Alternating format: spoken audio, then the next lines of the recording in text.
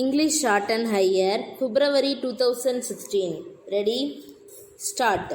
Mr. Speaker, sir, at the outset, I thank you for the opportunity given to me to say a few words on the budget presented by the Finance Minister. I would like to say on this occasion that generally the present budget has to be welcomed because it will be seen that it has given some relief to the low income group of people. But at the same time, I am sorry to say that the surcharge on the corporate sector which has been imposed on the industries and on direct taxes will take away some benefits which are proposed to be given. As many honorable members have dealt with it at great length, I would not like to go much into it. I would like to point out that another good feature of the budget at present is that it has done away with the old practice of showing a deficit in the budget. I am glad that this has been stopped in this budget. I hope and trust that it will be a permanent feature and that the deficit will be met by the savings. I am sure there will be savings because we have seen that generally the government underestimate the income at the beginning and by the end of the year.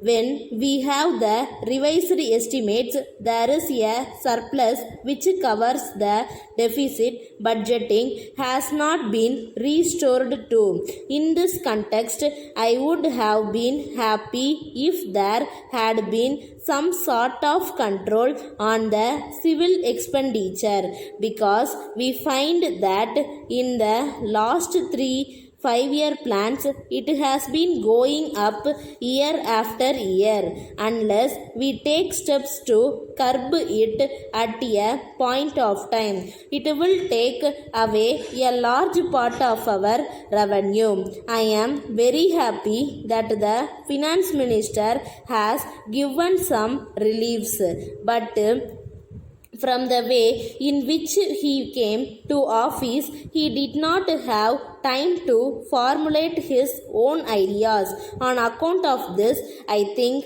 that he has tried to take away some concessions which had been given by the previous minister. In this connection, I would like to draw the attention of the House to one thing. It may be remembered that a year ago, when he announced his taxation proposals, he was saying that there would not be any surcharge on personal income tax.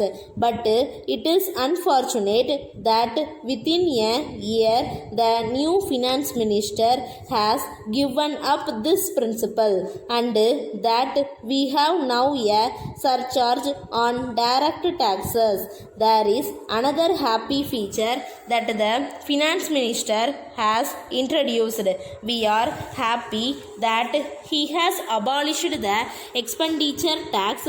I am glad that it has been done away with, but I would like to recall that in the past we had seen that it had been once removed, but it was reintroduced by some other finance minister. I hope that such a thing will not happen in future and that the present finance minister will not reintroduce it. There are two other points which were dealt with by my honorable friend.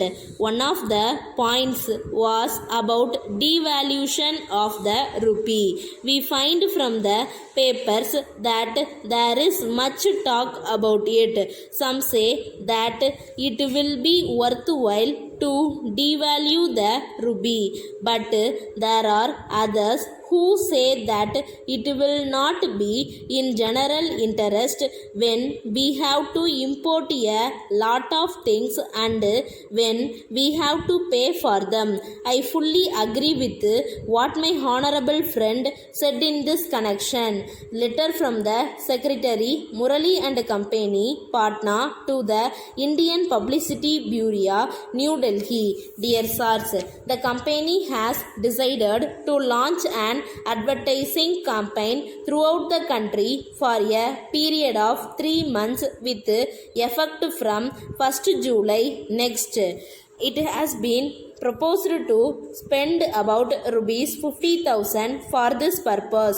It has been decided that the advertisements should be made primarily in the principal national dailies and in important state newspapers. Of course, there is no doubt that in this connection local papers and other suitable media may also be profitably utilized. At the same time, it is suggested that the proposed advertisements all over the country should have the same design.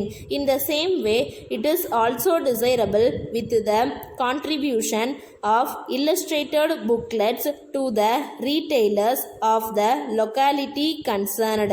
In this connection, I will be glad if you can draft a scheme for the campaign and send it on to me together with a copy and layout for the booklet as soon as possible. In order to have them approved by the board, the next meeting of the board will be held at 3 p.m. on 20th March, and I hope it will be convenient for your representative to attend the meeting to discuss the scheme in detail. I shall be glad if you send me a reply at once. Yours faithfully. Stop.